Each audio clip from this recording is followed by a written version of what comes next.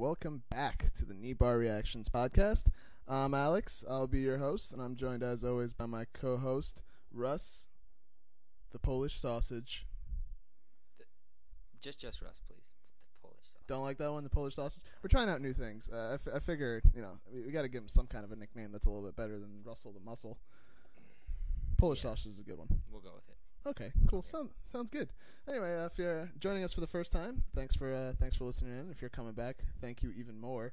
We're actually like a real podcast now. We have 2 microphones, a mixer, we have a computer. We're not 6 inches from each other's face talking. I know it's insane. And if we keep going at this rate, we might actually have listeners real soon. Yeah. Wouldn't that be something? I mean, we had almost 400 hits on the YouTube video last time, so I don't think that's that bad. Well, that's impressive. Not bad for the first time around. So we're coming back to you this time with the UFC 149 breakdown. Should be fun. But before we start, we're going to do a little quick recap of the week, actually the last 2 weeks in MMA, because it's been quite the 2 weeks in MMA with UFC 148 ending up the way it did. Phenomenal. UFC on FX4, the Weidman versus Munoz main event. It was a serious 2 weeks. What'd you think about UFC 148? That main event was pretty crazy, right?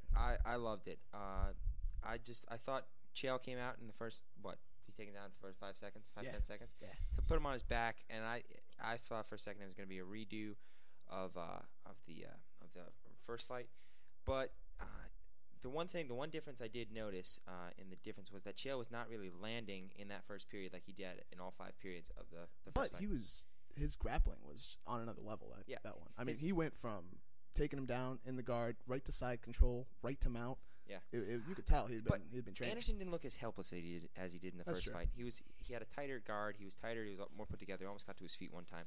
And then when he came out for the second round, he was more committed to staying on his feet. And then when he hit him with that knee up against the cage after Chell's stupid decision to try that spinning back fist. I don't understand what I showed you the thing on I saw on a post on Reddit.com, the subreddit for MMA. It was like really funny. It was this kid. He posted this thing like, "You are a world-class wrestler, and Anderson Silva is standing across the cage from you. What do? A, you take him down. B, you jab and try to stick and move. Or 3, you throw a spinning back fist against the most effective counter striker in the history of MMA. Right. Like, come on. Yeah, I thought that knee, though, he threw, I thought originally I thought it was to the head. I thought it was an illegal strike, but it was perfectly planted right in the solar plexus. It was a beautiful strike, and Anderson showed why he's the best. Do you know what's hilarious? Chael Sonnen was on the cover of Fighters Only magazine a week before the fight, and on the cover, he did like a Superman pose where he was pulling his suit jacket apart, and right on the center of his chest was painted a target with the Brazil colors, which is kind of awkward now because he got kneed right in the chest, right in the location of that target. Maybe Anderson saw it. I don't know. Probably. It's a possibility. But anyway, I mean, if you didn't see it, try to figure it out. I'm not telling you to do anything illegal, like download it illegally, but no, never. Get that fight. It was pretty interesting. First round was much like the first fight, and then the second round was totally different. Lights out. Anderson Silva coming out, doing what he does best. Right. Also, Munoz versus Weidman. If you haven't seen that, get to it. But you know what? We're gonna get to that later because we got a lot to talk about. UFC middleweight division is pretty crazy. So UFC 149 is Saturday. What day is that actually? 21st. Saturday, July 21st. Main card starts at 10 p.m. as always. Quite injury-riddled card. Dana White himself said this is the most injury-riddled card in the history of the UFC. Now, is that a segue into the first fight, Chris Clements versus Matt Riddle? I believe so. Okay. Interesting stat about this entire card is there is not one fight on this card that was part of the original matchmaking. On the main card, which there's been quite a few replacements on the undercard too as well. Yeah, I mean the whole main card, every single person fighting in it is either a replacement fighter or was not scheduled to fight on this card or a completely different fighter. Oh yeah, or a completely different fight. I mean, so yeah, it's been pretty interesting. But like you said, first fight on the card is Chris Clements against Matthew Riddle. Matt Riddle is a Ultimate Fighter alumni. Matt Riddle is actually the only guy that I can think of that's never fought outside the UFC as a professional. He really jumped on that Ultimate Fighter bandwagon. Even Tito Ortiz, I mean, had one fight outside the UFC. Yeah, Tito Ortiz had a couple of fights outside the UFC. I think he only had one fight outside the UFC. Are you sure? Didn't he get TKO'd by Guy Metzger? I'll look it up. Or submitted by Guy Metzger with he submitted to taps outside the UFC? I'm pretty sure he had a couple of fights. But anyway, neither here nor there. Matt Riddle started off on The Ultimate Fighter. He actually had one of the craziest knockouts in the history of The Ultimate Fighter. He broke a guy's jaw in 2 places getting into the house. It was nasty. It was just a crazy overhand right. Hit him, dropped the guy. I think he hit him two more times after he hit the ground. Matt Riddle has really pretty effective striking. This fight, Chris Clements was originally slated to fight CR Baharazuda. Is that how you say it? Yes. Thank you for correcting me. I really appreciate it. But yeah, Chris Clements was originally supposed to fight CR Baharazuda. I hope I'm saying that correctly, and if I'm not, I apologize. Official stat check before we forget. Tito Ortiz had 1 fight outside the UFC. It was against Jeremy Screeden at NHB 1. Wow, look at this guy schooling me on the stats. Yeah, actually, and I have to bow down to my co-host here. He did make more correct picks at UFC for 148 than I did. I didn't even pay attention. I forgot who I picked. We did. No, I mean we both picked Ivan Menjivar. He lost, yeah. And then we both picked the next 2 fights correctly, which we both picked Chad Mendez, obviously, and then we both picked who's that? Maia. Damian Maia, which was a very disappointing fight, although Damian Maia did win. Yes. Is what it is. And then I picked Tito Ortiz, and you picked Forrest Griffin. I picked Patrick Ote, and you picked Kung Lee, and then you picked Anderson Silva, and I didn't pick anybody. Right. So, I lose. It happens. Yeah, I'm willing to sell my picks. Anyone's interested out there to buy me, contact me. My Twitter, Russell Me Gently. We'll get to that later again, though. At Russell Me Gently. Yes, at. Anyway, back to Chris Clements and Matthew Riddle. Yeah, it's an exciting fight. I'm excited to see it. Matthew Riddle, former collegiate wrestler at East Stroudsburg University. I know a couple people who've wrestled there. So it's definitely high-level wrestling. He was wrestling in New York State. No, he wrestled in Pennsylvania, which means he was even better. Pennsylvania just breeds wrestler. And then he's matched up against a very good striker in Chris Clement. Chris Clement has 11 career wins, and 10 of them are by knockout. Doesn't he have the fastest knockout in the history of MMA? Yes, he has the fastest knockout in the history of MMA. He knocked a guy out in, 3 seconds? Yeah, I believe it was 3 seconds. It was 3 seconds. He knocked out Latoro Tukas in 3 seconds. He put Tukas on his Tukas in 3 seconds. Classic wordplay. Classic. That was classic wordplay from the Polish sausage. I try. Trying it out now? Okay. We're going to stop with the Polish sausage jokes. Thank you. Sorry about that. But I mean, it should be an interesting fight. Matt Riddle, he's made some strides. He's been kind of up and down in the UFC, though. He has 6 wins and 3 losses.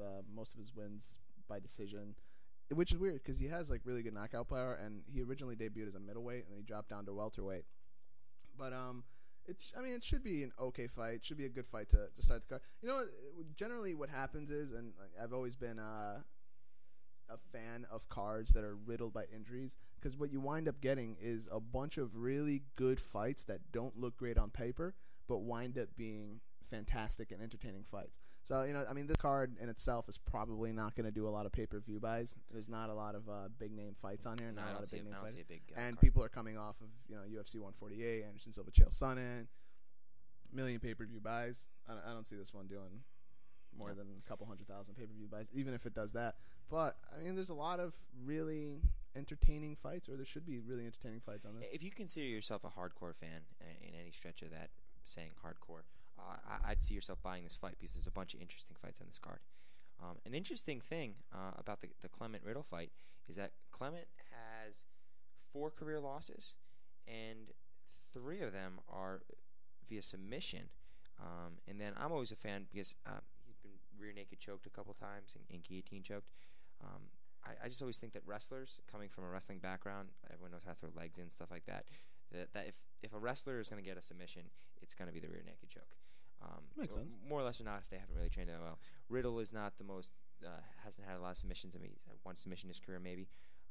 So I see that as an interesting matchup. Clement's hands versus Riddle's wrestling, and Clement's submission defense weakness against a possible capitalization for Riddle there. And that tends to be the go-to for a lot of wrestlers when they fight guys who have good stand-up. They get punched in the face a couple times, they revert right back to their wrestling and wind up dominating, taking it down. That's what happened with what's his name, T.J. Dillashaw and Von Lee. Nobody thought Von Lee was going to come out and do anything, beating him up, and then made one mistake. T.J. Dillashaw jumped on his back and rear naked choked him to death. Right. Actually, I think it was a neck crank. But anyway, so this fight should be pretty interesting. classic striker versus grappler matchup. Who do you got on this one? Ooh, man. I wasn't ready to make my pick yet, but we got to move this one along. I think I'm going to take Riddle in the fight. I'm going to go with the wrestler. I'm going to go with the wrestler versus striker. You always take the wrestler. I always do. Well, yeah. I picked Anderson last time. You did. You're right. Damn. He's absolutely right.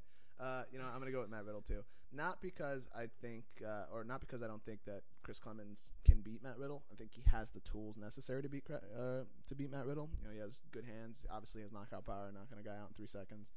Although, we don't really know. Somebody started the clock late. Yeah. It had to be, man. It takes more than 3 seconds to get to the second, right? Exactly. We don't really know the specifics of that one.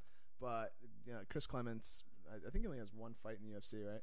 Can you check on that for me? Yeah. He fought Keith Wisniewski at UFC 145 in Georgia. Sounds Polish. 3 rounds. Yes. Polish sausage. There you go.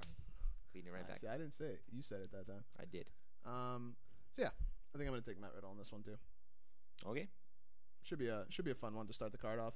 Yeah. I mean, I hope someone gets knocked out, but I really see a decision coming out here. Never hope anybody gets knocked out, but if it happens, we do wind up cheering. Yes, we cheer very hard. Never want to see anybody get hurt. No, never. Anyway, next fight on the card. We got Brian Ebersole versus James Head, and I am super excited to be seeing this fight. You do like to see Brian Ebersole fight. I absolutely love Brian Ebersole. How many fights do you have in his career? Like 200 or something like that? He's getting up there, man. Yeah. And he's only like 31 or 32 or something like his that. record right now is he's 32 years old. He just had his 50th win against TJ Wildberger? Yeah, TJ Wildberger. Just beat TJ Wildberger. Which was a great fight, by the way. Yeah. TJ Wildberger has some nasty submissions. That was UFC 148, right? And no, it was before that. It was the fight night. Yeah, it was the fight night before that. It was man, I can't remember now. Damn, you stumped me. Okay. Right off the top of my head, I can't remember. Anyway, so regardless, Brian Ebersole, he just got his 15th career win against TJ Wildberger, who has nasty submissions off his back. And Brian Ebersole displayed some excellent defensive jiu-jitsu throughout the whole fight. He's 50, 14-1 in his career. This guy is like one of the most interesting guys out there. He didn't get to make his UFC debut before he had like 60 fights or something like that. Yeah. He's undefeated in the UFC. Remember when he shaved an arrow? Yeah, he's done that. He's done that for the last couple of fights. This guy has so much chest hair. He'll shave an arrow pointing towards his face for his fights. He trains out of like Thailand. I saw an interview of him, or like a behind-the-scenes clip of him talking to TJ Wildberger after their fight, and Wildberger came up and was congratulating him on the win and stuff like that. And Ebersole actually offered him to fly him out to Thailand or something like that to train because I saw an interview where he like doesn't. It's not just Thailand. I think he's like based in Thailand now, but he like apparently travels all over the world. He's kind of like he lives in Australia. Nomad. He trains in Thailand. He lives in Australia. That's what he's it is. Like this guy is like honestly, if you ask me today, like who would I want to meet in the UFC, maybe excluding champions, I might want to meet Brian Ebersole because this guy is awesome. He seems pretty cool. He seems like a cool guy. And interesting fact, Brian Ebersole has fought in every weight division from heavyweight all the way down to welterweight, and he's thinking about dropping down to lightweight. Yeah, he was so mad when he came out of the cage against Wildberger. He was like, "Man, I had the worst fight ever." He just pounded Wildberger for 3 rounds with ground and pound and looked great. Deficient. He's like, "I just didn't feel right.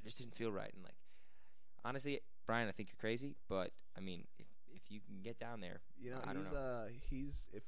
Assuming he wins this fight, which we'll get to that in a second, but assuming he wins this fight, he's trying to pick a fight with one of the Diaz brothers, man.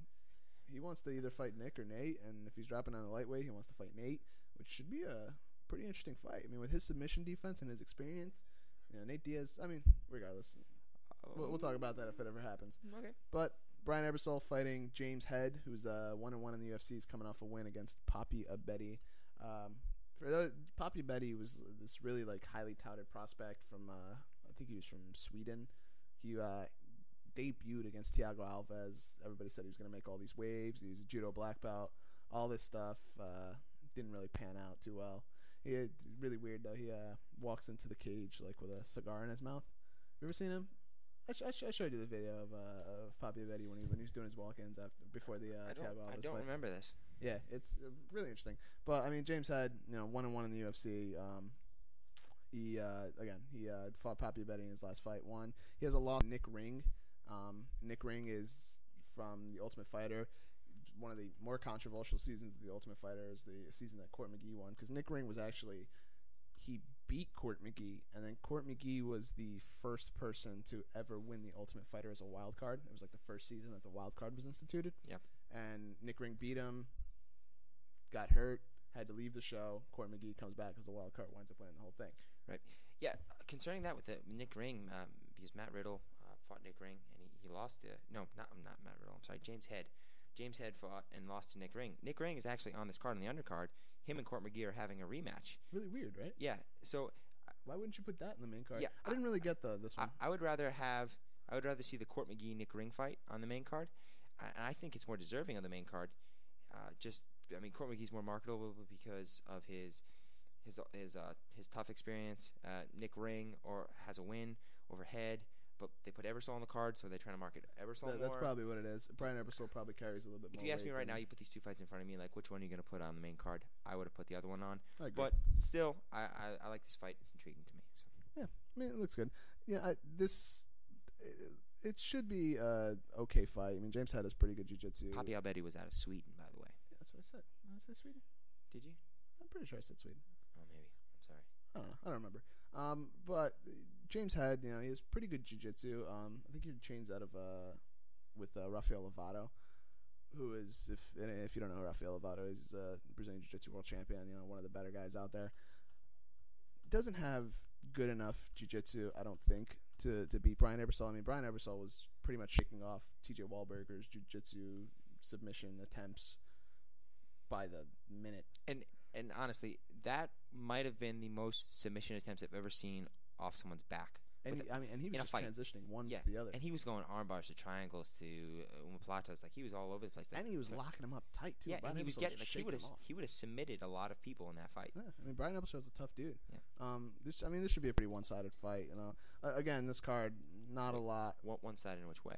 Brian Ebersole. You think Brian Ebersole? Yeah, I think Brian Ebersole's going to come out and just pretty much run through him. Yeah. He has too much experience, too. Yeah. James Head's got 8 wins. 4 of them by knockout, 3 of them by submission. Don't see him submitting Ebersole because Ebersole just fought a crazy nasty submission artist. And also in that fight, Ebersole took a punch. Ebersole took a crazy punch from Wahlberger, and he came right back to it. So when you say walking through it, I think I see the same thing happening here. Yeah, I mean, I'm actually more interested to see what Brian Ebersole's chest hair is going to look like. Yeah, I wonder if it has enough time to grow back fully so he can shave something different into it, or if he's just going to go with the arrow again. That's a good point. Did he have the arrow with he did. He had the arrow versus Wahlberger. Did he? Yes. Maybe he just left it. Yeah, T.J. Wahlberger actually said before the fight, in the pre-fight interview, he's like, man, I can't grow anything like that. I got a little patch in the middle. I was like, I hope he cut something special in there T.J. for me. Wahlberger's only like 24 years old. Yeah, so you got time, T.J. Yeah, don't worry about it. You could do it one day. I don't think so. One day you'll have enough chest hair where you'll be able to shave an arrow into it. So I guess both our picks for this one, Brian Ebersole. Not really a lot to talk about in this one. I don't think it's going to be too intriguing of a matchup. It should be pretty one-sided. I think this is one of those filler fights. And again, don't really understand why I didn't put Court McGee and Nick Ring. It's a bigger backstory there. Exactly. And I mean, maybe they wanted something on the undercard on the FX to sell more, to get people interested in buying pay-per-views. So that's a possibility. I mean, actually, you know what? Arguably, more people will see the Nick Ring Court McGee fight than will probably see the pay-per-view. Yeah, and I mean, because Tough is put on free TV, so more people are going to tune into that, and maybe that's the UFC's angle from here. That's a good point. I'm going to take your side on this one. Maybe there is a reason they didn't put this one on the main card. I'm just thinking through it myself now. It kind of makes a little bit of sense, but it was good. It was good. I like it. So yeah, Brian Ebersole, James Head. I think we're both going with Brian Ebersole on this one. Okay, next fight on the card. Very interesting fight. Who we got here? Cheick, Kongo, and Shawn Jordan. Who? Cheick, Kongo, and Shawn Jordan. No, who's the second guy? Shawn Jordan. Okay. Shawn. Did I not say Shawn Jordan? For one, you didn't say Shawn Jordan, but for one fight, you did. But for one fight away from a co-main event, I don't know if too many people know who Shawn Jordan is. That's true. Not many people probably know Shawn. I'm sure a lot of people know who Cheick Kongo is. He's the guy who gets knocked out a lot. Sometimes this is Cheick Kongo's 17th fight in the UFC. That's a lot. That is a lot of fights. He's got to be up there in the top 10 of UFC fights ever. And very few people have had an up and down career like he has. What's his record? Is it with 10-6 so far? Yeah. I don't even know, man. In the UFC, I think you're gonna have to look that one up. He's like 10-6 or 11-5. No, I think he's 10-5 with a no contest. No, it was a draw. It was the draw against Travis Brown. He got penalized a point for grabbing the shorts. For grabbing the shorts, exactly. Right. So he's 10-5. So he has half as many losses in the UFC as he has wins. And he'll come out and he'll dominate certain guys, and then he'll lose to Mark Hunt. Which, I mean, not to take anything away from Mark Hunt. What do you got against? I love Mark Hunt. I was actually on the Mark Hunt title shot when when they didn't have a fight for Dos Santos. Come on, that was. I would have loved to have seen Junior Dos Santos and Mark Hunt. I would have rallied for Mark Hunt. I would have been a better striking fight. I think. Hashtag rally for Mark Hunt. That would have been a great fight. But I mean, again, not to take anything away from Mark Hunt, but Cheick Kongo is 17 fights in the UFC. I mean, he's been around 16 fights in the UFC. He's been around for a long time and has a lot of experience. He's fought guys like Frank Mir, although he lost to Frank Mir. He's fought Paul Quintella. And when it comes to straight kickboxing, he is top tier in the UFC, regardless of weight division. This guy can throw strikes. He has power in his hands. He throws nasty leg kicks. He's got a great reach. And he has a pretty good chin. Right. For heavyweights, they're throwing with everything they have. If you can withstand a punch from a heavyweight, not everybody could be a big country. You remember that fight he had against Pat Barry? Exactly. Where Barry just rocked him and was so close to finishing the fight, and he was like rolling around the cage for like 30 seconds and came back and put Barry out. Desperation punch. That might have been someone being rocked. Like that's up there for top UFC comebacks. I actually think they just did a special on the UFC. Or on FX that was or on Fuel TV that was like the top 5 best comebacks in UFC history. Was that on there? I think that was number 2. Oh wow. Number 1 was Anderson Silva Chael Sonnen. Of course, always. That's pretty awesome. Was that fight where Mike Rousseau knocked out? Yes, that was number 3. Duffy and then number 4 was the Scott Smith one where he got punched in the stomach and he like dropped down to one knee and the dude came running at him and he hit him with the overhand right and then dropped down. He wasn't hurt and he he faked it. Yeah. No, he was hurt. I don't think he was hurt. I think he faked it. No, I watched that several times. I think he was hurt. He was hurt. Anyway, so Cheick Kongo, Shawn Jordan. Yeah, since most people don't know anything about Shawn Jordan, why don't you fill us in? Okay, Shawn Jordan, he was a college football player. He played at LSU. So big-time football player. He was a lineman. He played on 2 national championship teams. No, he wasn't a lineman. He was a fullback. He played on 2 national championship teams. I think he blocked for guys like Devin Hester and one other big-name NFL running back. But big-time guy. He played high school football in Texas. He also wrestled in Texas. Texas isn't the shabbiest state for wrestling. He won a state title wrestling-wise for heavyweight. And so he's got a good background. He's a great athlete. He trains out in Albuquerque with Jackson MMA. He's one of those freak athletes, right? Yeah, he's a freak athlete. This guy, he's a big heavyweight. It was like he's not that tall, but he's like 6 foot and like a solid guy, like real thick. I think he's like 6 foot, 245 pounds. That's what he. Yeah, and I saw some footage of him doing like one-handed handsprings and like just really acrobatic stuff. And I remember after his win against Lombard Johnson, he did a backflip. Like a George St. Pierre type backflip, and he did it better than George St. Pierre does it. So there you go. I mean, the guy coming over from Strikeforce has wins over LeVar Johnson already. Won his UFC debut against Ali Thompson. Right. The guy seems like he's legit coming over from Strikeforce. He's one of those guys that got absorbed with the Strikeforce heavyweight division. I just don't know if he's. I mean, I don't know if you'll agree with me on this one, but Cheick Kongo has sort of become a gatekeeper in the heavyweight division. Between good guys and not. I don't know if I want to give him that label, but if there was a gatekeeper type, I'd say it's Cheick Kongo. Wins a couple, loses one, stays up just below the top tier heavyweights. Him, like Big Country, probably. Yeah. They're all like heavyweight gatekeepers at this point. I don't think they're gonna make any runs at anything. So I mean, this is the test for Shawn Jordan. Is Shawn Jordan going to try to be an elite guy, or is he not quite there yet? I'm not sure if he's there yet. Kongo's just got so much experience, and everyone's seen Cheick Kongo fight. He's a brutal guy. He's got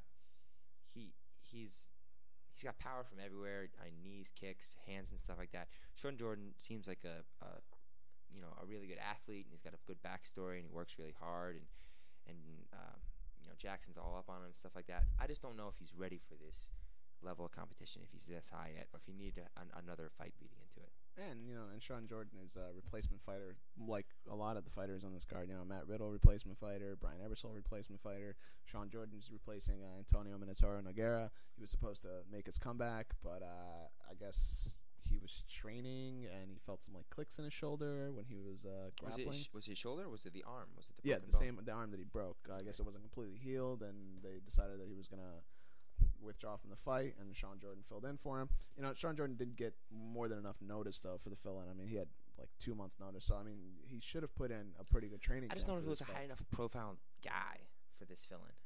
But you know, this card has just been decimated. Was that supposed to be the co-main originally? Kongo? I think so. Yeah, I think this was supposed to be the co-main event. Okay. I mean, this card has just been destroyed. I'm pretty sure that Kongo Nogueira was the co-main event, and then Bisping Boetsch was the third fight on the card.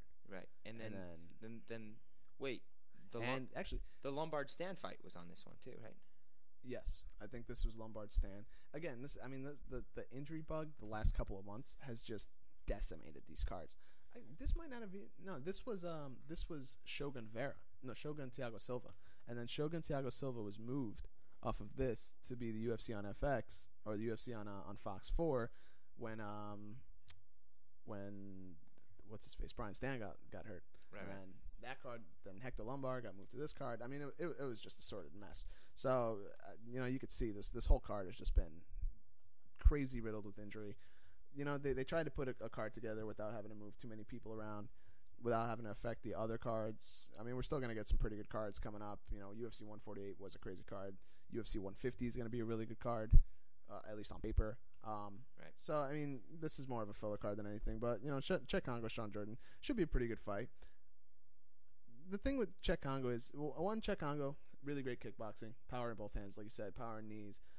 It's good kicks for a bigger guy. Actually has really underrated wrestling. He has pretty good takedown defense. He doesn't get taken down a lot. He has a very underrated grappling game, very good sprawl, and we've actually seen him wrestle sometimes, like him picking guys up and slamming them. Yeah, I mean, and you know, we saw it against when he fought, what's his name? Matt Mitrione. Yeah. I'm drawing a blank today. Meathead. Yeah, when he fought Meathead. I was going to call him Meathead too, but I don't remember his real name. When he fought Matt Mitrione, you know. And again, like, this is the weird thing about Cheick Kongo. You never know what he's going to do when he's in the cage. Sometimes he'll come out. Wait a minute. Speaking of Meathead, before we go too far, did you call me the Polish sausage today because I came into your apartment with a sausage pizza for myself just to eat? Yes. By himself, didn't even offer anybody, just came in with a pizza and said he brought himself There's still one more slice in there. I only had 7. Yeah, it's fine. Anyway, just so you guys get a nice picture of what it's like to do podcasts with this guy. Brings pizza, doesn't even offer any, eats the whole thing. He didn't ask. Cheick Kongo, again. Cheick Kongo, you know, you never know which Cheick Kongo is going to show up. Sometimes he comes out and he does like the weirdest things you've ever seen anybody do. Like when he fought Matt Mitrione, he comes out, he puts on the weirdest 2 rounds I've ever seen a heavyweight put on. Like running around the cage, like just really, really strange. Like he looked like Anderson Silva when he fought Damian Maia and Thales Leitches, just like running around the cage, dancing, like not really doing anything. Matt Mitrione was trying to engage, but then in the 3rd round, he comes out, takes Matt Mitrione down, and like puts a hurting on him, which he could have done at any point during the fight. Obviously, if he was that much in control, you know, he puts a hurting on him, wins the fight, obviously. But personally, I would have scored that fight for Matt Mitrione. I would have scored it 2 rounds to 1. But, you know, the judges scored it for Cheick Kongo because I guess he did so much damage in the 3rd round. But again, you know, you never know which Cheick Kongo is gonna show up. And what I think is gonna happen in this fight, I think Cheick Kongo is probably not training too hard for Shawn Jordan. You know, he was supposed to fight Nogueira. He was supposed to be the big comeback fight. You never know what's going to happen. Nogueira leaves, gets replaced by Shawn Jordan. I don't think Cheick Kongo was training too hard for this one. I mean, I could be wrong. Yeah, and I mean, we don't want to call out guys' characters and how hard they train and stuff like that. But exactly. I mean, it is known that when guys get, you know, a lesser opponent put in front of them and they were expecting a bigger name, that they let it down a little bit, you know? Okay. And that's the only reason I say that is because we've seen Cheick Kongo have mental lapses when he's fighting. You know, so I mean, if a guy has mental lapses while he's fighting, it stands to reason that he would have mental lapses in his training. So, you know, I think he was supposed to fight this big name guy, Nogueira. Are you calling out Cheick Kongo? His mental capacity? Because I don't know if I want to do that. I would never do that. I mean, I would never do that to anyone, especially MMA fighters. You're probably 1,000 miles away from him, so that's a good thing. But I wouldn't want to say that to his face. Probably. I don't know. But I'm actually going to take Shawn Jordan in this fight.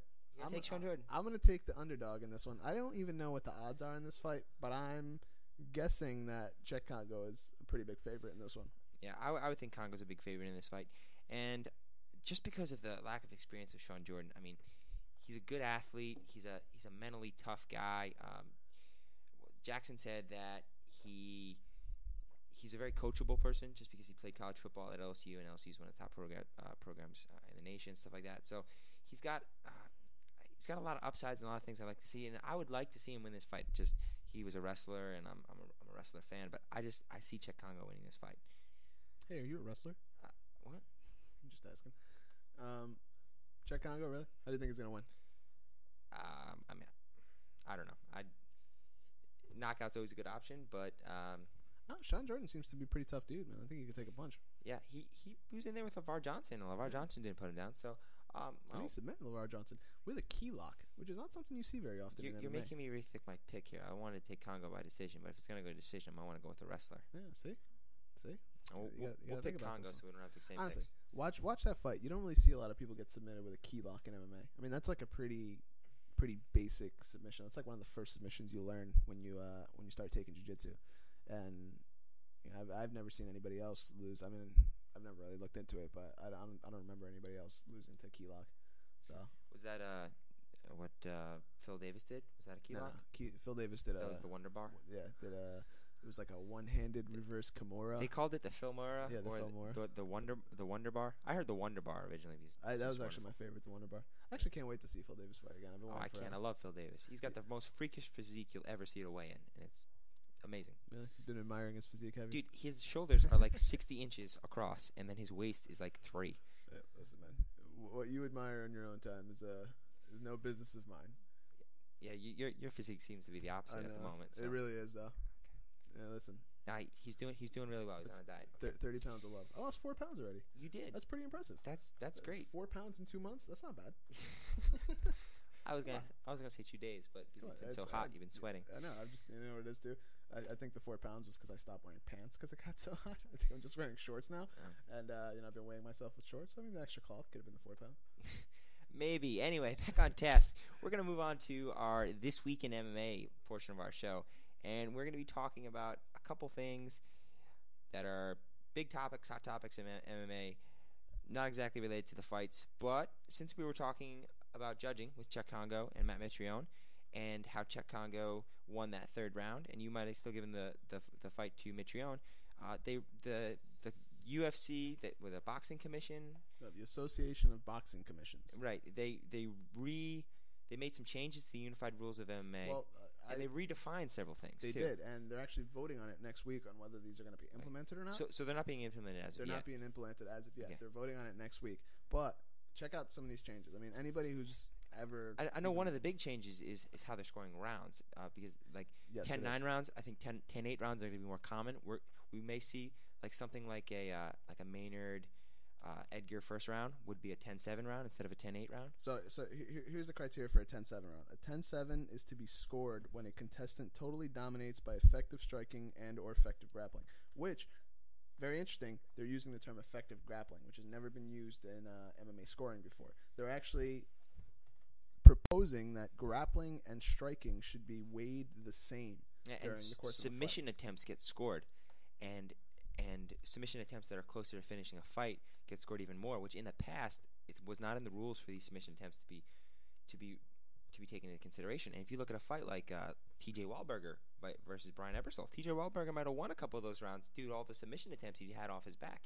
That's true. I mean, this could, if it's implemented, if you read the rules, could very well redefine the way that MMA is scored. But doesn't necessarily mean that there's going to be judges that are educated enough to score the rounds the correct way. Clearly defining a 10-10 round, I don't remember ever hearing of a 10-10 round being scored in MMA. Yeah, there has been. There's been a couple.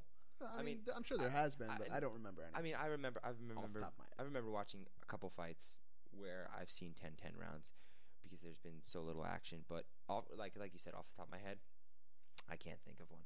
So I mean, 10-9 rounds now are going to be scored as rounds that were almost even, where one person, I guess, landed more punches. And it seems like, if I read it correctly, the way striking is actually scored now is the definition of effective striking has been changed. It's not It's significant strikes, not total strike length. Exactly. So they're going to take more into account significant strikes and landed. damage done by strikes. And damage done by strikes. And they took out, one of the things they took out of there is they're not, they said effective striking, but they took out of one of the things damage.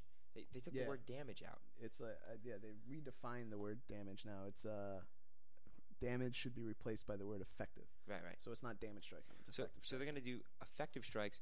So significant strikes, like you always see the new stuff they've had on the UFC shows, the fight metric stuff, like strikes landed, effective strikes landed. So the effective strikes are going to be much more significant than total strikes landed. So basically, it's not going to be like who lands the most jabs. It's going to be who lands the most jabs that does the most damage during the course of the fight. Exactly.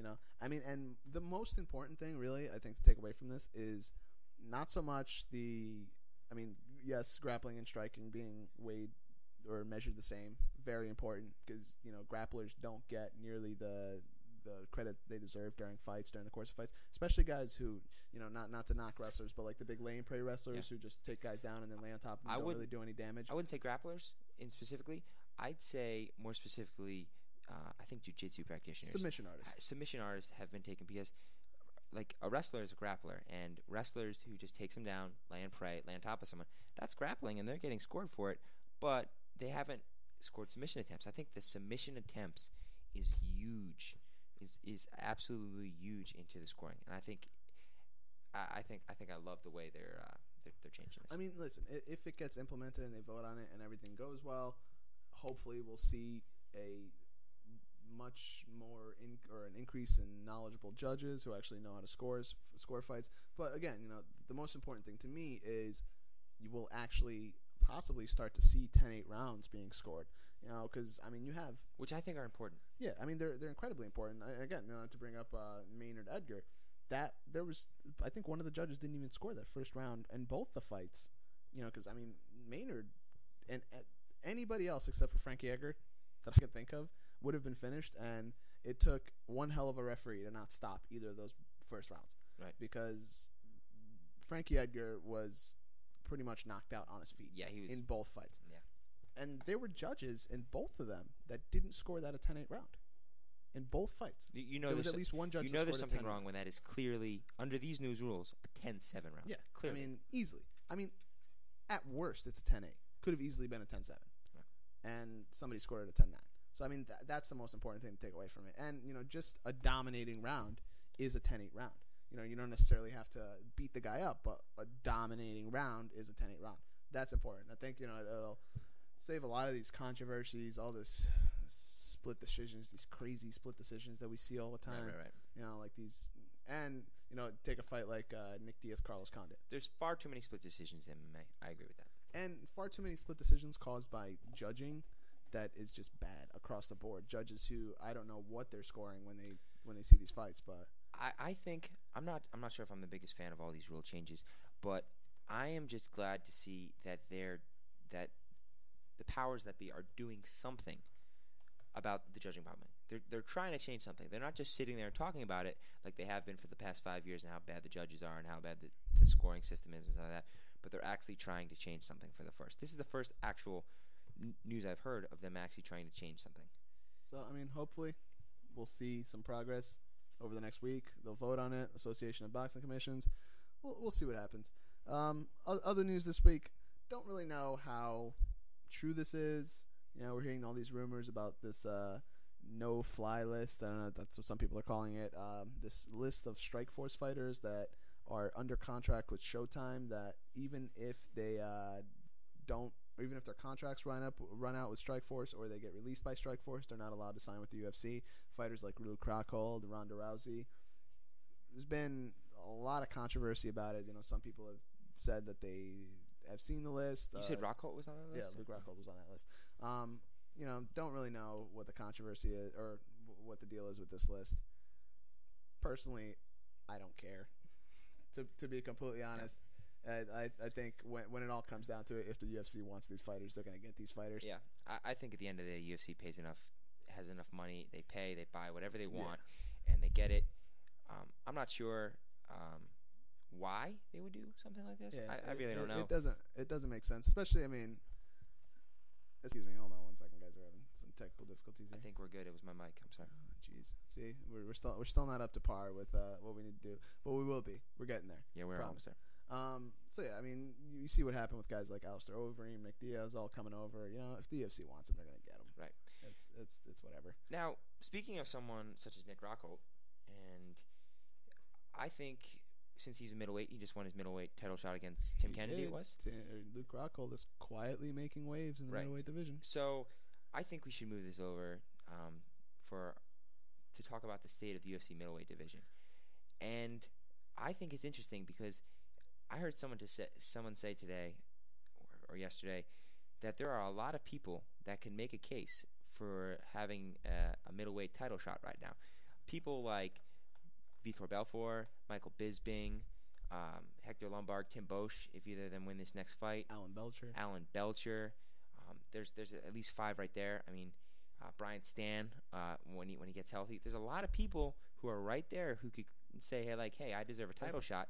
And I think the interesting thing is that Anderson Silva's camp came out just recently in the couple days, and they were talking to his manager, and they asked him about Tim Boetsch and Hector Lombard, and he said that the camp is not impressed with either Tim Boetsch or Hector Lombard, but they're somewhat interested in Luke Rockhold. Yeah, that's a really interesting thing that's for a big Anderson stretch. Silva's camp to say.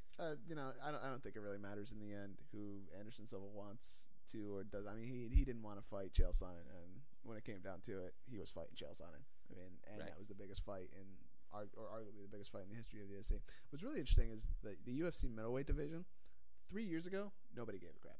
The UFC middleweight division was it was dead. It was dead. It was a dead log in jam. the water because Anderson was rolling over everybody, and there wasn't too many guys at the top. But this division has slowly, like 2 through 5, like the number 1 contender through like 5th ranked in the world, has been clogged up, and there's been a lot of people clamoring to get up in there. And I'll tell you what, I'd like to personally, at this time, on behalf of the entire UFC middleweight division, thank Chael Sonnen for single-handedly not only breathing life back into the middleweight division, but making it relevant again. Oh, we didn't even talk about Chris Weidman. Weidman. Listen, Chris Weidman. Well, you know, I'm gonna let you go take this one. Okay. Well, this last fight, he fought Mark Munoz on this fight night. This past your boy Mark Munoz, who the Filipino wrecking machine, Mark Munoz. Just for reference, I picked Chris Weidman to win this fight. We had our own little picks on the side, and bagels for everyone. I said Munoz is gonna win this fight, and I had Munoz coming out and absolutely dominating this fight. I hadn't heard much of Chris Weidman. I thought Damian Maia had an off fight against Chris Weidman, and Weidman came out and put him on his back, showed some excellent ground jiu-jitsu grappling stuff, good strikes, a bunch of submission attempts. He showed, and then he came out in the second round, and Munoz goes for that overhand right that he lands on a lot of people, and Weidman came in with the it was the sick elbow. He came in with this elbow, hit him square in the nose, wobbled him, put him to the ground, and just started beating him, cut him open, bloodied him up, and stopped that fight. And Weidman absolutely dominated. You want to read a really interesting article? Remember I was talking about in the last time I was talking about Anderson Silva and how Bloody Elbow was breaking down Anderson Silva's striking? Yes. Bloody Elbow is quickly becoming one of my favorite MMA blogs. They do this segment now called Judo Chop. Do they have an MMA talk show? I don't know. I don't think so. If they don't, interesting. No idea actually. But if you haven't got a chance to read it, go read it, man. They do this. It's like a weekly thing. I actually might even be like a daily thing. It's called Judo Chop, where they break down striking and grappling. Like today, they broke down Robert Drysdale's like it was picture perfect armbar that he did at Legacy Fighting Championships. But they were breaking down Chris Weidman's stand up for the Munoz Weidman fight, and this guy, he made a case that Chris Weidman is actually one of the most cerebral strikers in the UFC. Apparently, if you really analyze it and you take a look at all the stills that he put on there, Chris Weidman was pawing at him with this right hand to see how he was going to react to this right hand. If you look at it, if you watch the fight in the second round, he was just throwing this right hand out there, looking like he was measuring distance. And on at least 3 separate occasions, he threw the right hand, and Mark Munoz tried to counter with the overhand right, because that's the counter for the straight right hand. So when he knocked him out, he kind of threw like a half right hand, and Mark Munoz stepped into the straight right, or stepped into the overhand right, and he threw just that nasty elbow. And if you haven't seen it yet, go see it. And disgusting. For anyone who doesn't know who Chris Weidman is, this guy was a college wrestler at Hofstra. So Hofstra, very big, very, very good school academically wise. He trains now. He's from New York. He trains now with Matt Serra's gym, and Matt Serra and Ray Longo. And Matt Serra said that he is the fastest person, the quickest learner in Brazilian Jiu-Jitsu he's ever seen in his life. And that is no small compliment coming from Matt Serra. So I take this guy as a highly intelligent individual. And he actually had a jiu-jitsu match against André Galvão, who is the current defending ADCC absolute champion, and he gave him a run for his money. André Galvão couldn't finish him, and I mean he's only a purple belt. He had Munoz caught in a couple close submissions in that fight, a couple guillotines, Dar strokes. So this guy, I think he has a very high level of intelligence, and that intelligence is transferring over to his fighting, his training, how he learns. This guy is picking it up, and I think you're going to see a lot more of Chris Weidman. You got to be impressed with the grappling too. You got to be impressed with the timing too, because after he hit Mark Munoz with that elbow, Mark Munoz was dropping, and he had enough foresight and timing to actually latch onto his back on the way down. Like if you watch him, he throws the elbow, steps out of the way of the overhand right. Like he literally throws the elbow, ducks out of the way, and then as Munoz is going down, he turns around in one shot and gets the double underhooks and follows him to the ground and just starts finishing him off with shots. Yeah, like, and by the way, ninja reflexes. I'm sure everybody's heard about this, but Josh Rosenthal, shame on you for not stopping that fight sooner. Oh, yeah, for 14 sure. unanswered punches or something like that. Yeah. Just it was brutal. I think Josh Rosenthal is one of the better refs in the UFC on most occasions, but he must just have. We should have expected this from Josh Rosenthal though, because in that movie Warrior, he let the one guy fight with a broken arm. So he did. Should have expected as much. Wow, from Josh I can't Rosenthal. believe you just brought that up. Okay, one more thing concerning the UFC middleweight division. Interesting rumor floating around: Rashad Evans, possible drop to middleweight. Have you heard any stirrings? I have actually. First, the first thing we heard was Rashad Evans during the Chael Sonnen and Anderson Silva fight. He tweeted to Lorenzo Fertitta that he wanted a shot at Anderson, and then his camp came out and said that there was absolutely no way that Rashad Evans was going to drop down to middleweight. And then less than a week later, Rashad Evans himself came out and said that there's a 50-50 shot that he's going to drop down to middleweight. Personally, I think it's a great move for him. I think he's undersized for light heavyweight. He's not going to beat John Jones anytime soon. Could reinvigorate his career. Yeah, I heard Ariel Helwani say yesterday, ESPN MMA analyst, that he spoke to Rashad Evans' camp, and he said that Rashad is a 205-pound fighter, and he's not interested. He's gonna fight his career at 205. He's not interested at going down to middleweight, except for special occasions. So for like if the UFC really needed him for a fight, like a super fight with Anderson Silva, which I think would super marketable. Rashad Evans, he drops down. I mean, he's a former UFC light heavyweight champion. He's short. He's like what, 5'11"? Yeah, he's 5'11". He might not even be 5'11". Yeah, I mean generous 5'11". Yeah, these guys embellish a lot when they list their height. Basketball stats 5'11". Exactly. And he's one fight away from fighting for a title. He drops down from light heavyweight. He puts on a great performance at middleweight, knocks somebody out, or has a dominating performance, and he could very well be the next contender. There are a ton of guys, all those top contenders like Chris Weidman, Mark Munoz is still in that mix. Brian Stann, Hector Lombard, Tim Boetsch, Michael Bisping. There's a ton of fights for him there. People who don't have fights right now. And a lot of those guys who are being mentioned now are coming off of losses. Yeah, and if he goes down there, one win, I'd give him a shot against Anderson. Probably should have turned my phone off. That's embarrassing. We're still working the kinks out here. So first time podcasters, people. Sorry about that. So second time. Second time. You're right. You're absolutely right. So from there, we're gonna move on to the co-main event of the evening, which is going to be beautiful segue into the co-main event of the evening. By the way, yes, beautiful segment. The co-main event of the evening, which I think is, in my opinion, these two fighters are the combination of the two most unknown.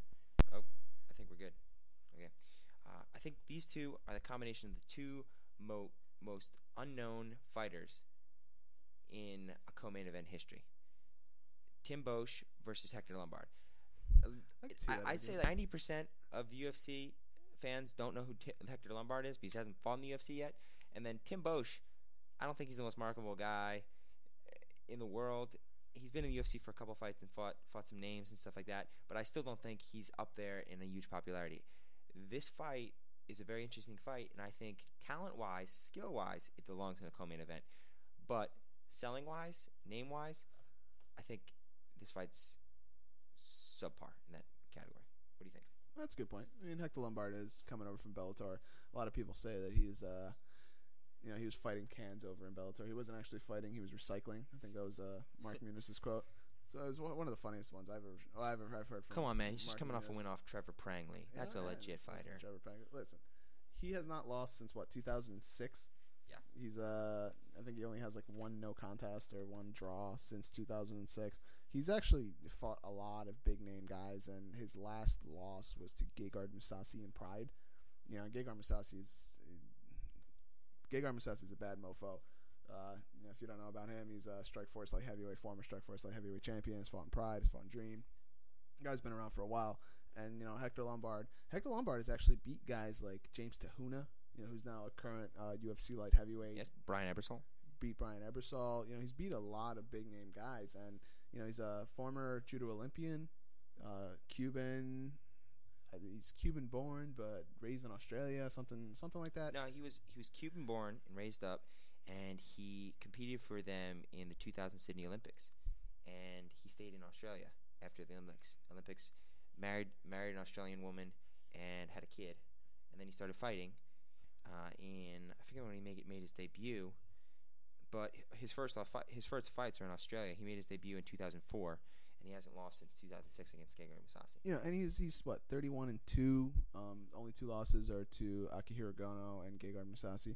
He brings a lot of skills to the table. He has crazy knockout power. I mean, I don't remember a last fight that he won that he didn't knock somebody out. The guy, I mean, he's good. He has a great skill set, but I don't know if saying he's a possible, like, if he comes out and knocks out Tim Boetsch, he's going to be fighting Anderson Silva. I don't know about that. Beating Tim Boetsch doesn't exactly give you a title shot in my eyes. In my opinion, I mean, Hector Lombard, I think he's coming off. He's got a crazy win streak. What is it, like 23 wins in a row or something like that? Crazy. I mean, he hasn't lost since 2006. He hasn't lost in a long time. He's got a good skill set, but him beating Tim Boetsch and people talking about him getting a title shot right off of that, especially with Chris Weidman doing what he just did, right? And especially with Chris Weidman, I think I think Michael Bisping, I think again, Mike, I don't know why people even mention Michael Bisping. Like, not taking anything away from Michael Bisping. I think he's put on great performances in the middleweight. Just lost a close decision to Chael Sonnen. But I mean, I'd put Alan Belcher ahead of Michael Bisping. Well, there you go. In my mind, that's 3 then. 3 people in my mind, even if Lombard wins this fight, that have more of a claim to a title shot. Exactly. So, I mean, I don't know. Hector Lombard, is this probably going to be a really exciting fight? Yes. I think it's going to be a... Tim Boetsch is a gamer. Tim Boetsch is a gamer. He's a tough dude. This guy's a 4-time state champion wrestler in high school. He wrestled at Lock Haven University in college. Legit wrestling. He's got some of the biggest throws I remember seeing in the UFC. He was like a light heavyweight when he debuted. Dropped down to middleweight. Tosses, didn't lose any size. Jab whizzers. He hits crazy throws from all over the places, and he's huge at 185.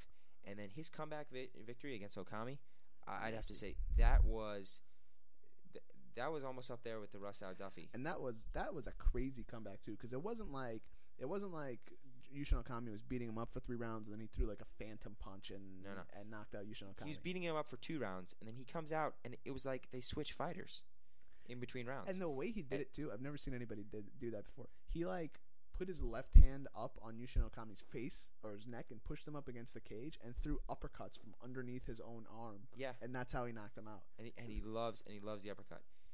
It's insane. And Tim Boetsch actually was the only person to ever beat Nick Ring. Right. Who was fighting in the undercard.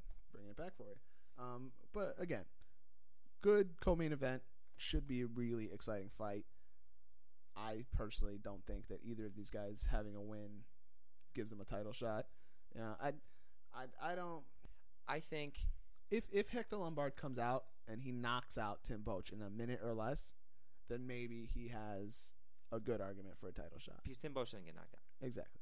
So maybe I don't see it happening. I say if Hector Lombard wins this fight, he'll have to fight one more top tier guy to get a title shot. I agree. I think if Tim Boetsch wins this fight, he may need 1 or 2 more. Easy 1 or 2 more.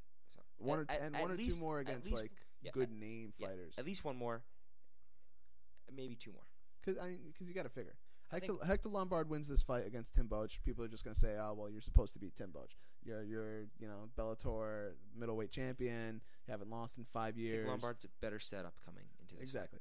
Fight. And then Tim Boetsch wins this fight. It's like, well, Hector Lombard hasn't fought anybody good in 5 years. He's a can crusher, recycler, this and that and the other thing. So I think it's kind of a lose-lose for both of them. Neither of them winning this fight is going to get a title shot. You know, is it going to get him closer to a title shot? Absolutely. Any win at middleweight gets you closer to a title shot, especially when you're building a win streak. Personally, I don't think anything's going to happen from either of them winning. But getting back to the fight, you know, you have Tim Boetsch, who's a standout wrestler, but you also have Hector Lombard, judo black belt, great wrestling of his own, great takedown defense, great takedowns. So this fight's probably going to stay standing. I don't see any of these guys trying to take each other down. Yeah, it's probably going to be a stand-up war. I forget who I heard said it, but Hector Lombard, great grappling background with his judo, and someone said that he sort of uses his judo like Chuck Liddell uses wrestling, exactly. Where he doesn't really use it offensively that much, but it's got a great sprawl, and he keeps it on his feet where he wants to keep it. So Hector Lombard is really good at staying on his feet. The guy's built like a brick house, so I don't know if Boetsch is going to be able to hold him down. If he does get him down, he's really compact for a middleweight. I always thought that was interesting, you know. And he has a lot of power. He has like that weird Mike Tyson build. You know, Mike Tyson was like really short for a heavyweight. Not the greatest reach, but when he'll get inside once and hit you, and you're done. He looks like sometimes, you know, if you watch some of his old Bellator fights, he hits a guy and it looks like the guy dies. Yeah, like, it really looks like he's dying on his way down. Like, Truth be told, he hits hard. He absolutely hits hard. But I don't know if he has enough power to. Well, I mean, I guess he has enough power to probably knock out anybody. Is it hard enough to hit to crumble a barbarian? Yeah, I mean, Tim Boetsch is one tough guy. He could definitely take a punch. So who are you taking in this fight? Man, this is a tough one. I guess I got to take Hector Lombard just because, you know, I think he has more to lose in this fight, which, I mean, could work in reverse. Tim Boetsch, you know, doesn't have as much to lose, so he could come out and really put a hurt on Hector Lombard. But, you know, just for all the reasons we said, I think he has good knockout power. He has good stand-up. He's not going to get taken down. I think his stand-up is much better than Tim Boetsch's. But it could go either way, really. I mean, I'll take Hector Lombard just on the name alone, and because I think what I would actually love to see is I would love to see a slimmed down Hector Lombard fight at welterweight, because he's a good size for a welterweight. You know, he's a little undersized for a middleweight, although he's so big. But I wouldn't mind a Hector Lombard dropping down to welterweight, maybe adding some life to the welterweight division, because the UFC welterweight division is where the middleweight division was 3 years ago. Crazy. You know, and it's interesting how the divisions in the UFC have just been recycling like that. Like a year ago, it was the lightweight division that was like the hotbed division. Nobody knew who the next contender was going to be. It was like then we had the light heavyweight division, and then it was the light heavyweight division, and now it's the middleweight division. And the welterweight division has just been stagnant for a year and a half. I think it's as soon as George comes back, I think it's going to be moving. I hope so. I mean, this whole Carlos Condit thing is just. Every day I hear an argument about Carlos Condit and how he should be. What's the point of an interim belt if you're not going to defend it? And we'll get to that because our main event is an interim belt title fight. It is. And my co-host here is really excited about this fight. Oh, I'm super only because Dominic Cruz is not fighting anymore. Hey, let me make my pick here, and then we'll get to it. Oh, sorry about that. Okay. For this fight, I like the name of Hector Lombard, and he's had some nasty knockouts. But he's had nasty knockouts of guys who don't, like you said, he's fighting recycling cans and just hitting a punching bag. If someone doesn't move, I think I might be able to knock him out. So it's a bold claim. That is a bold claim. This is coming from a guy who claimed he sees a lot of himself in Chris Weidman. Tons of myself in Chris Weidman. Built the same, man. Built the exact same. Same height, almost the same weight. Okay. I like how Tim Boetsch looks in this fight. In his last, how many fights is this we have here? In his last eight or nine fights, he's got one loss, and that one loss is to Phil Davis. In his last 8 fights, he's got one loss, and that one loss is to Phil Davis. He's got 3 wins in a row: Kendall Grove, Nick Ring, Yushin Okami. That was an awesome comeback against Okami, where he just came out in the 3rd round and looked like a different person for the first minute of that round and pounded the crap out of him. I'm taking the Barbarian in this fight. The Barbarian. He's going to do it. Again, I don't disagree with you. I think he has a very good chance of winning this fight. You know, I think this fight is a lot more even than people are giving it credit. So I guess I take Hector Lombard. You take Tim Boetsch. You gotta stop doing that, man. You're killing us. I'm sorry. You're killing everybody. It's your cable you didn't. Sorry, disregard from everybody. I bought a defective cable. I gotta take it back, but I didn't have enough time today because some of us gotta work full-time jobs. We need to stop with apologies and get on to the main event of the evening. The main event of the evening. Really, this is probably a sleeper for one. You know, I will buy this card, and I'm gonna buy this card simply to watch this fight. Urijah Faber, Renan for the UFC interim bantamweight title. Now, if you don't know who Urijah Faber is, shame on you. Yeah, come out from under your rock. Honestly, Urijah Faber is one of the most marketable fighters in the UFC. He was the face of the WC for a long time. Have you ever drinking an amp in your life? Around. He looks like he's 12 years old. The guy's like actually 34 years old. With a huge chin. Honestly, a huge chin. Looks like a cartoon character. But been fighting forever. And I don't blame you for not knowing who Renan Barao is. If you don't know who he is, but and it's really weird too, because I'm Brazilian and I don't really know how to pronounce his last name. I don't know if it's Barao, like I don't know how I'm supposed to say it. I say Barao. Barao. We're gonna. I think I saw it on Wikipedia. It was supposed to be pronounced Baron. I say Renan Barao. Renan Barao. I know it's all bad. I mean, who knows really? But if you don't know who this kid is, Joe Rogan says he is quite possibly the best fighter in the world not to hold a major title, and he could very well be correct. Renan Barao is the 100th Nova Union black belt to come out of Independente's camp, and that's a camp that's produced guys like BJ Penn, Jose Aldo. Phenomenal camp, especially for the lighter weight divisions. Kid has sick kickboxing, fantastic jiu-jitsu, and fantastic jiu-jitsu. Finishing jiu-jitsu, which is important. Who did he just fight? Where he side-mounted him like a monkey from 10 feet away? Brad Pickett, man. Yeah. That was one of the... I've never seen anyone had the guy rocked, and like the guy was like on 2 feet in like a hand, and he like jumped at him sideways and jumped right into hooks, and then choked him out. It was ridiculous. The most ridiculous combination finish I've seen in a long time. Nasty. And kid is on a 26 fight win streak. Has not lost a fight. 26 or 29? 26. I think he has 28 fights in his career. Yeah, 26 fight win streak. Has not lost a fight, which is the longest current winning streak in MMA, professional MMA. There you go. I didn't know that. Look at that. Has not lost a fight since 2005.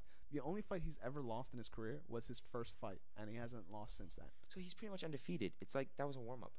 I mean, if you can count your first loss or your first fight as a serious fight, which I guess most people would, but the kid is nasty. A lot of people are really bringing him up as the bantamweight Jose Aldo, which I don't think is really the case. We're going to hold on for 1 second here. There you go. Sorry about that. We're trying to fix this microphone issue. So, a lot of people are saying, oh, he's the bantamweight Jose Aldo. I personally don't think that's the case. I don't think he's a Jose Aldo just yet. He has the potential to be as good, if not better, than Jose Aldo, because his stand-up is just as good. And but his submissions are much better than Jose Aldo's.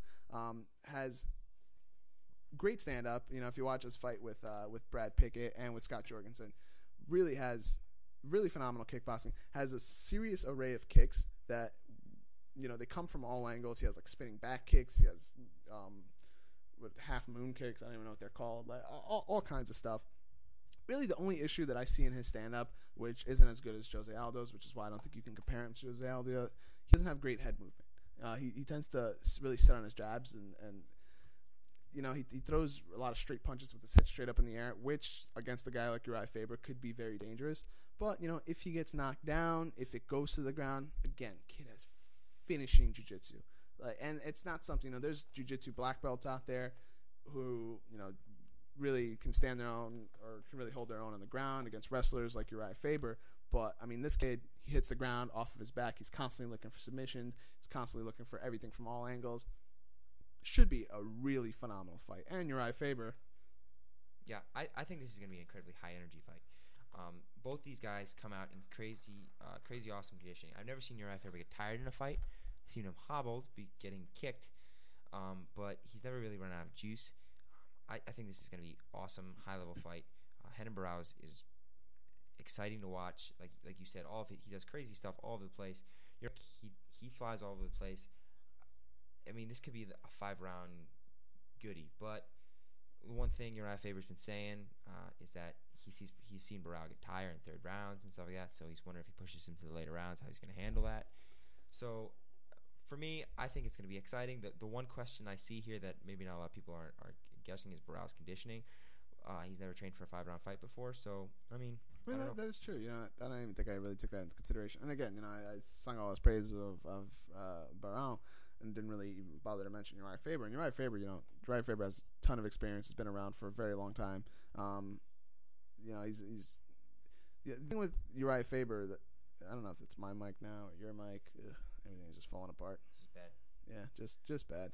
I don't know if a lot of people have noticed this, but Urijah Faber, since he lost his title to Mike Brown, he's 0-3 in title shots at His featherweight. last 4 title shots, 0-4. Yeah. So I mean, one of those wasn't really a title shot. He was defending his own title, but gets knocked out by Mike Brown in his first one. Then he comes out and he fights Mike Brown again. Granted, he did break both his hands in the first round in that fight and wound up fighting 5 rounds with 2 broken hands, which was actually a really great fight. He was like throwing jabs with his elbows. Yeah, he was throwing elbow strikes and kicking. Yeah, it was actually a pretty phenomenal performance on his part for having 2 broken hands. Then fights his way back up, fights Jose Aldo, just gets destroyed by Jose Aldo. Jose Aldo just kicked him to death. There were pictures of it on Facebook and on Twitter afterwards. His leg, I think he said it took 2 months for it to heal. It was just black and purple. It was just all different colors except for the color of his skin. And then he came out and fights Dominic Cruz, last year, and puts on a good performance against Dominic Cruz, but a losing performance. And now he's fighting again for the bantamweight title. I was excited for that trilogy. And again, he was supposed to fight Dominic Cruz in this. It was supposed to be the conclusion to the trilogy. They're 1-1 again for the bantamweight title. Who's the best bantamweight in the world?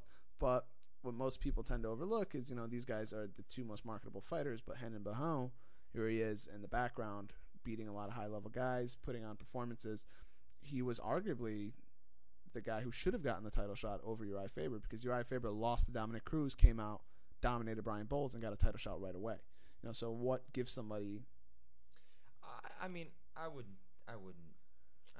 take that away from Urijah Faber. I just think because of the thinness of that division and the lack of marketable names in that division, I think the longer that division's around, maybe someone like Hunter Barao would have gotten it if it was, let's say, if this was in the welterweight division or something like that, and it was the same scenario. But I don't think you take that away from Urijah there. Yeah, I guess. I don't know. I think that you should have to fight more than once and win more than once to get another title shot if you just got one. I understand that the division is kind of thin, but there are guys out there who could have made a run at 135 pounds before Urijah Faber. I think you should have to win at least 2 fights. But that's just my personal opinion. Doesn't really matter. Again, this should be a pretty fantastic fight. It's my pick for sleeper fight of the year. Should be really high energy, really high level grappling, really high level striking. Should be a pretty technical matchup. Really interested to see how good Renan Barao is against a guy like Urijah Faber. Because he's fought a lot of high level guys. He's fought Brad Pickett, he's fought Scott Jorgensen, but he's never fought a guy who's really considered an elite bantamweight. And at one point, he was considered among the pound for pound best fighters in the world, and was hands down the number 1 featherweight in the world. So don't really know what's going to happen here. So you're taking fight of the night and fight of the year by far. But who are you taking in the fight? Well, here's my thing. Urijah Faber has fought Jose Aldo before. Stop dancing around the bush, man. Jose Aldo. Just say Barao. We know you can. Jose Aldo is from the same camp as Barao. He already set the blueprint for how to beat Urijah Faber. Granted, this is a different Urijah Faber than we saw 2 years ago when he fought Jose Aldo. I gotta take Renan Barao on this one, man. I think you're Brazilians. Because you're Brazilian. It has nothing to do with being Brazilian. Everything to it. It may have a little bit to do with being Brazilian, but I don't know. I kind of want to see Renan Barao and Dominic Cruz when he comes back. The Dominator, your favorite fighter in the world. Oh, I love Dominic Cruz. I absolutely love him. So in this fight, I am actually gonna have to take Urijah Faber. Ooh, and surprise. And it's gonna have to be because his grandmother on his mother's side was a quarter Polish. Just like you're going with your... As good a reason as any, I guess. Just because you're going with your Brazilian blood, I'm going to go with my Polish blood. So that's why I'm taking Urijah Faber. No, I'm taking Urijah Faber in this fight because I think he's quick, he's fast, he's got great wrestling, he's exciting. I've been a huge Urijah Faber fan since the WC. He was one of the first fighters I watched back when they had, back on Versus, back in the day, all those free WC fights and stuff like that. So I really... I'm cheering for Urijah Faber. Maybe I'm being a little bit overzealous here, but I want him to win, and I'm gonna pick him on that. So I think Hembero's awesome, and if he wins, I am not gonna be shocked. But I'm gonna take Faber in this fight. Again, should be a really great main event. Man, that pretty much wraps it up. And that's all 5 fights. Yeah, we can't stay under an hour on this thing.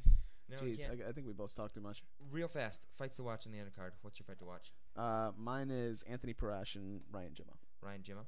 Yeah. Okay. Anthony Parash, for those who don't know, he's like one of the first Australian black belts ever.